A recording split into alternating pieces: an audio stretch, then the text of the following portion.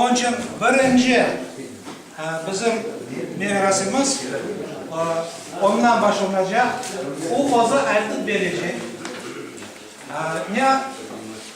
Ne madada keldi Kırım'a, artık veren olsun kitapların aklına.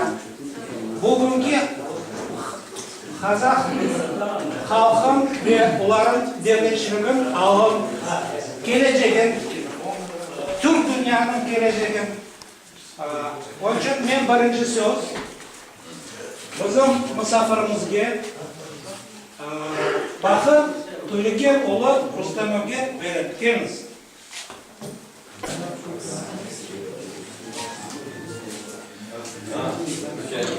Assalamu alaikum.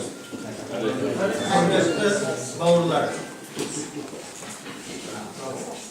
Buna sizlerden elinizge Kırım'a gelip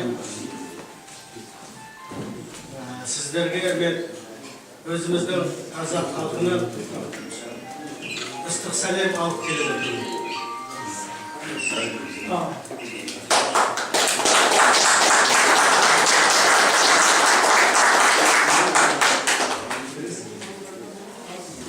Biz endi köpten beri 20 yıl oldu. Laflar bitsin de arkadaşlar. Bizim bunda ne geldi? Baltıklar gibi biz bugün getireceğiz. Uzaktan misafir geldi. Orada tekeyik de. Başlar. Buna Ukrayna, Kazakistan, Rusya, Armen, Gruzin, başka respublikalar egemenliğini aldı. Boslandığını aldı. Yani былтыр, быйыл бәрі 20 жылдық юбилейін өткізді. Біз де Қазақстанда үлкен той қылып өткіздік. Сіздер білесіздер, біздің Қазақстанда көп халық тұрады. Оның ішінде Қырым татар өкілдері де көп. Біздің қалаларда 140 ұлт халықтың арасында бақытты, баянды, жақсы өмір сүріп, біздің қазақтың болашағын, қазақ мемлекетін құруға үлкен өзінің еңбегін қосып жатыр Қазақстандағы Қырым татар халқы. Сондықтан біз бұл халыққа, сіздердің ондағы біздегі бауырларға үлкен ризамыз, қатты рахмет айтамыз. Олар Қазақстанды өзінің еліндей, отанындай санайды. Мына соңғы 20 жылдың ішінде сіздерге біздің қазақ мәдениетінен, қазақ әдебиетінен уәкілдер келді ме, келмеді ме білмедім. Мен енді жас кезімде Өзбекстанда, Қазақстанда, Қырым татарларының арасында тұрғандықтан, осы біздің түрк түбімізде, түрк бабамыздың ұрпағы болғаны кейін, бәрі біздің бір бауыр болғаны кейін, осы Қырым татар мен қазақ халқының достығын жалғастыруға келдім.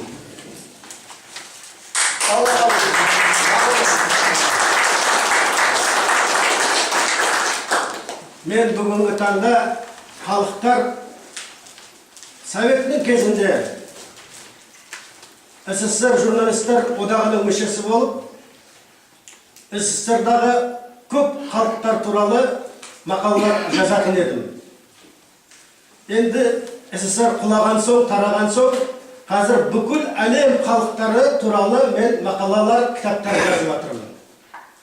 Менің анда 16 кітабымды көрдіңіз.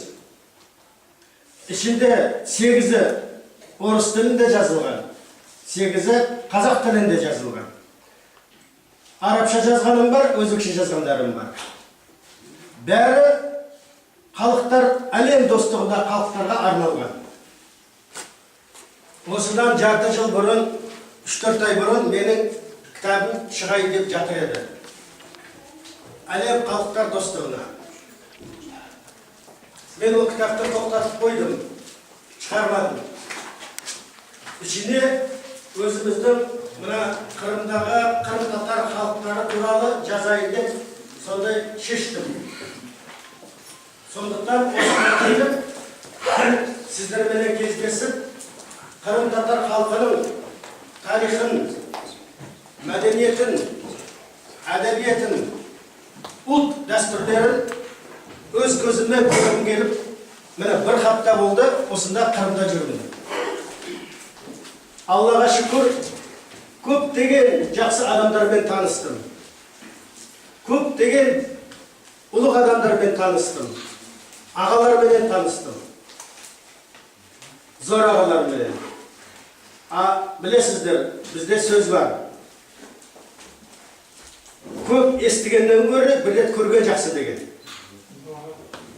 Сондықтан мен Қырым туралы көп ескенмін, бірақ көрген емеспін, бірінші рет келуім. Ал енді бір хафтаның ішінде бүкіл Қырым туралы, мұндағы халықтар туралы, тіпті Қырым татар халық туралы да керемет бір кітап жазу шығару өте қиын. Ол үшін мұнда көп болып, көп танысу керек. Бірақ енді сіздер жазушыларды білесіздер. Біз енді сол бірінші кезде, бірінші мақалам бола ма, бірінші кітабым бола ма, бар көргенімше сол кітапқа жазайын деп жатырмын. Сіздер туралы. Ал енді мына мен үлкен рахмет айтқым келіп отыр. Осындағы мен келгенде күтіп алып, маған жағдай жасап, түсіндіріп, кітап беріп, сурет беріп, анда барып, мында барып, күтіп жатқан осындағы ұлы Қырым халық азаматтарына мен басымды иемін.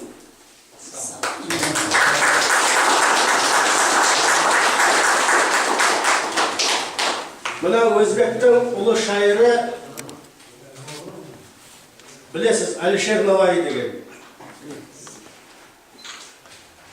Мен бүгін тағы бір сіздерге риза болып отқаным, мұнда отырғандарының бәрінің жүрегі өзінің халқының болашағына жүрегі ауыратын адамдар жиналып отыр. Өз халқының патриоттары. Әр ұлтта осындай патриоттар болады, сіз сияқты. Ал кезінде сол Алишер Наваи айтқан екен.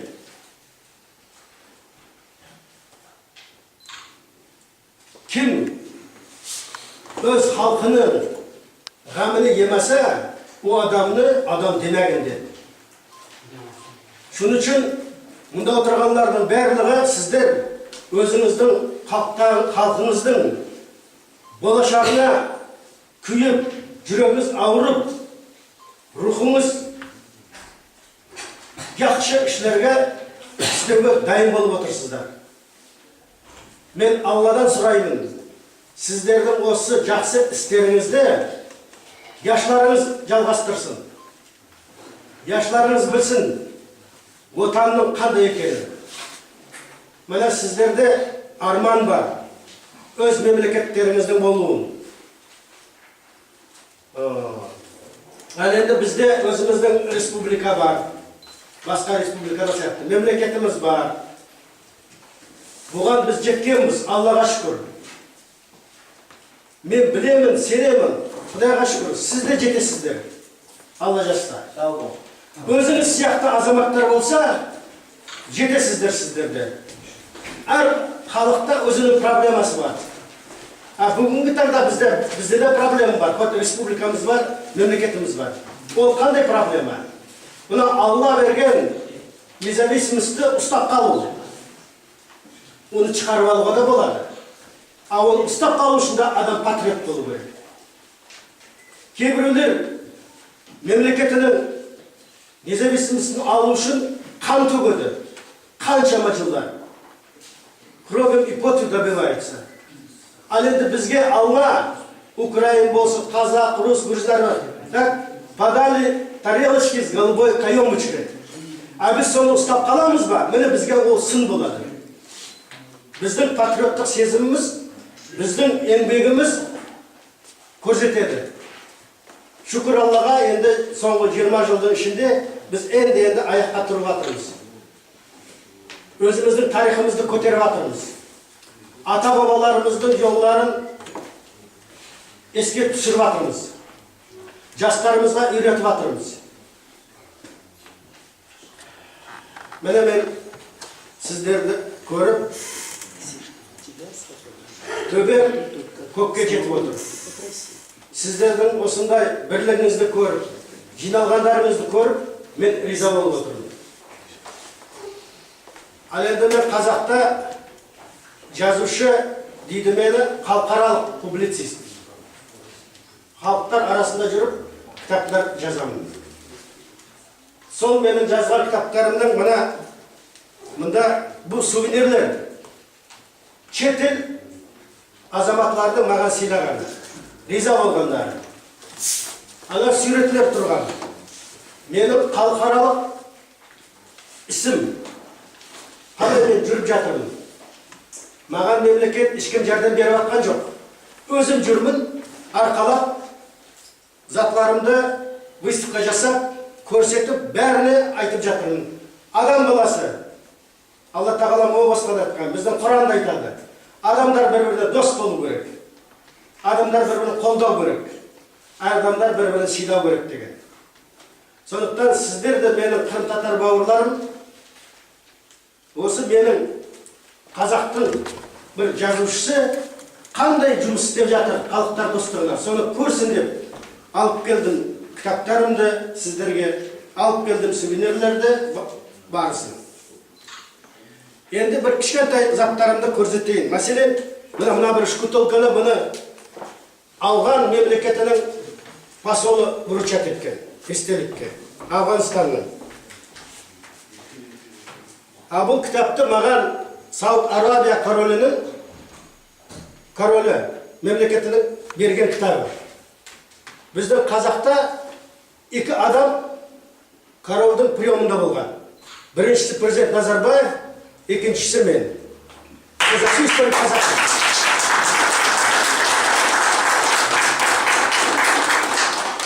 Бұл Сауд Арабия мемлекетінің королінің шақыруымен мен хадж жасадым. Былтыр Мединаға.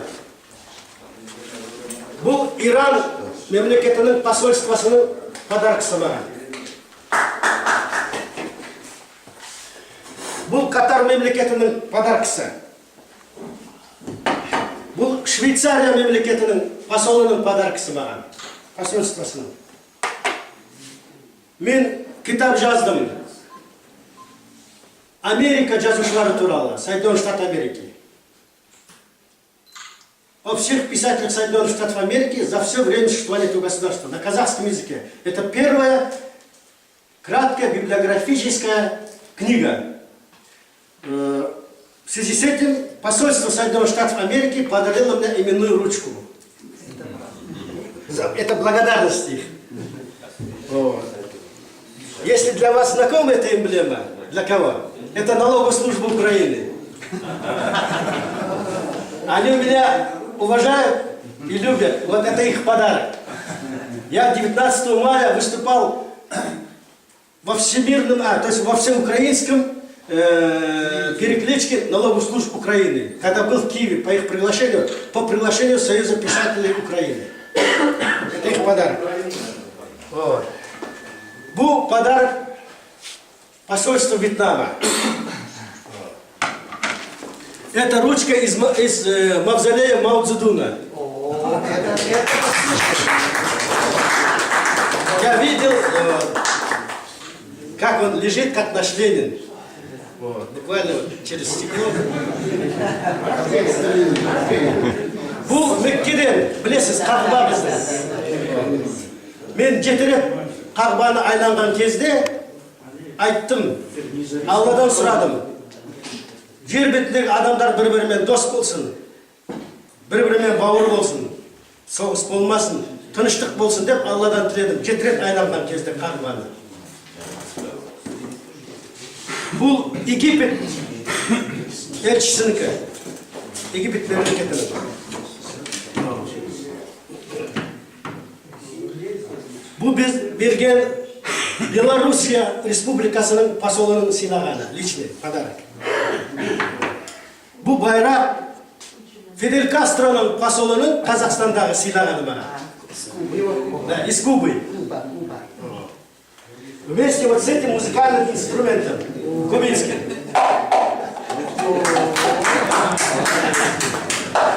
Они хорошо играют, но у меня не получается.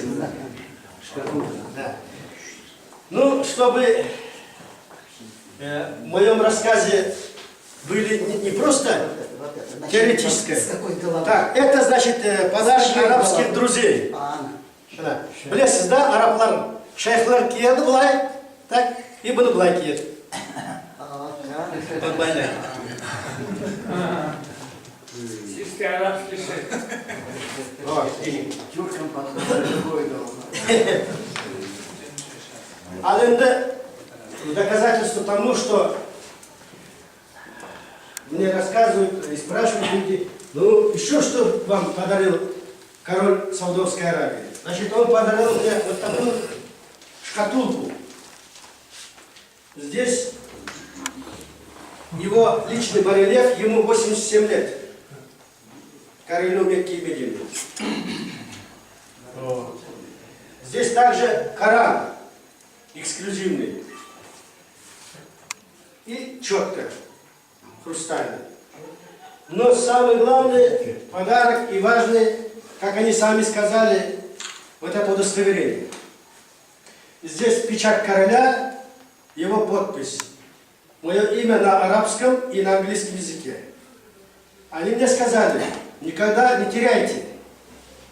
Потому что пусть пройдет 50 лет, 100 лет, 200, 500 лет, если мои потомки появятся на территории Саудовской Аравии, им будет оказана большая и высокая честь, когда они предают это удостоверение. Почему? Потому что их предок, уже скажем, через 100 лет там, меня не будет, они будут считать, что я был у их главы государства арабского. Поэтому это для меня самое ценное удостоверение, которое выдается из миллионов только одному человеку. На земле почти 2 миллиарда мусульман. В Мекку побывает любой человек. А чтобы быть на приглашении в Королевском дворце, покушать королевский обед у короля, это единицам Бог дает, Аллах дает. Поэтому, видимо, Аллаху было удобно, чтобы один сын казахского народа побывал у него и поел арабские блюда.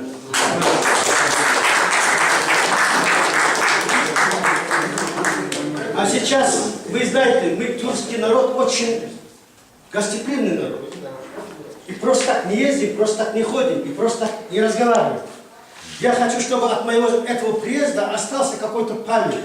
Поэтому активным деятелем крымско-татарского народа, большим патриотом своего народа, я хочу вручить маленький сувенир, если вы не возражаете, поддержите меня. Можно? Васви Абдураимову.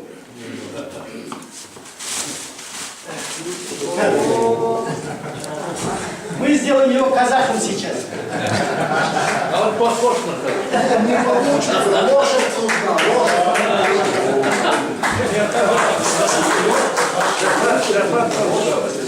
18 октября.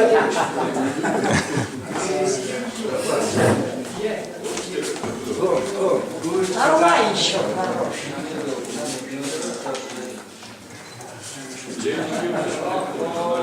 Само у нас!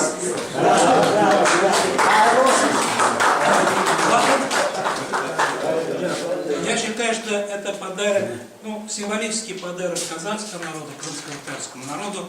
Он будет самым дорогим музеем Под стеклом. нашего народа. Шукуралла. Амин. Рашид Абдуллаев. Рашид Абдуллаев.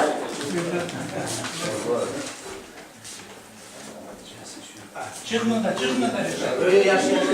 После 26 августа он тем более заслуживает. Да. Он большой. Пятерка на века. Маленькую тогда подарок. Он дальше работал. И фото на память. Сейчас еще 2 ручки у меня есть. Сейчас я... Решат. Василий, карман нет. Если есть карман, зашейте. Поэтому что память, это что русская народа всегда была среди казахского народа, как это принято тоже, вот, это вот тоже Твой колпак имеет. национальный головной убор.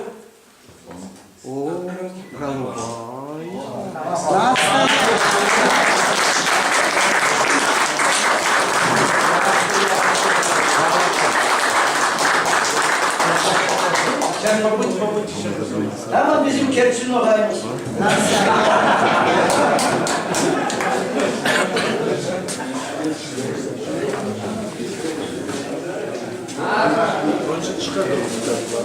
Эльдер Ахметов. Есть мында. Айда. Я вот немножко расскажу вкратце, что за ручка. Ну, мы писатели же, чем богаты? Только книгами и ручками. И тем более я не бизнесмен, не предприниматель, а чисто творческий человек. Поэтому я хочу подарить ручку, которую я дарю. Вот вы по фотографии видите, там очень много зарубежных послов. И они интересуются, что производство эта ручка. Ну, ясно дело, мы казахи такие ручки еще не делаем, да? Я говорю, если вам дарит это казах, значит это казахская ручка. Вот, у этой ручки, как у другой ручки, значит 5 функций, да? Одна функция. У этой ручки 5 функций. Первое, то, что она пишет. Второе, она является указкой. Вот, будете показывать, где Крым, где там это Россия, Казахстан. Третье, это лазерный указка. Вот. А вы знаете, свет везде иногда погасит, вот он мощный фонарик. За офисом, за столом сидит, скрепка упала, не надо руками подбирать. Магнит. Энварата возьмет и вот так будет все подбирать. Магнит туда. И чтобы она долго служила, от отца к сыну, от сына к внукам, правнукам, еще запасной магнит здесь. Это все от простого рядового казахского писателя Бахта Рустемова. Савой.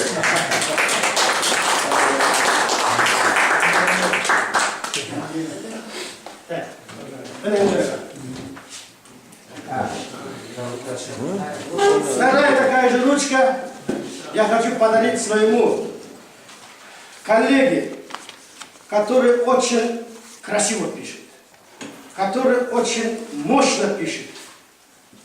Его каждая статья – это патриотизм и любовь к своему народу. А он снимает. Я должен подойти сюда. Себя что ли? Ренат Шаймардан. Давай я сниму. Я читал его очень многие материалы. Нажимать надо куда-то, не надо. Мне пришлось по душе. Я хочу, чтобы у вас было много таких писателей, журналистов, публицистов вот такого масштаба.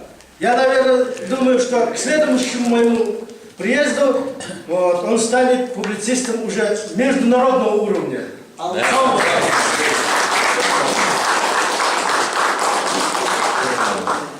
Спасибо за внимание. Если вы разрешите, я сяду на свое место.